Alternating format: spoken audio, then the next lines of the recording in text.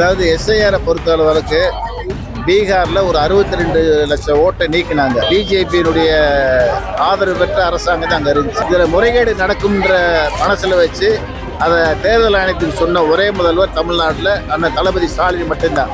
மொத்தமாக எஸ்ஐஆர்ன்றது தமிழ்நாட்டுக்கு எதிரானதுன்றதை நாங்கள் நிரூபிப்போம்.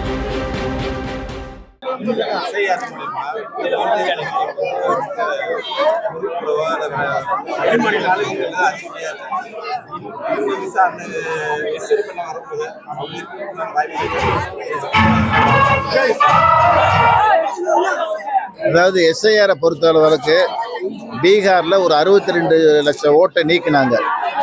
பிஜேபியினுடைய ஆதரவு பெற்ற அரசாங்கம் தான் அங்கே இருந்துச்சு.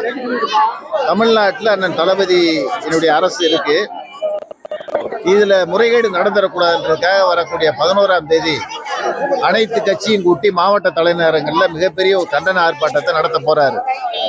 இதில் முறைகேடு நடக்கும்ன்ற மனசில் வச்சு அதை தேர்தல் ஆணையத்துக்கு சொன்ன ஒரே முதல்வர் தமிழ்நாட்டில் அண்ணன் தளபதி ஸ்டாலின் மட்டும்தான்.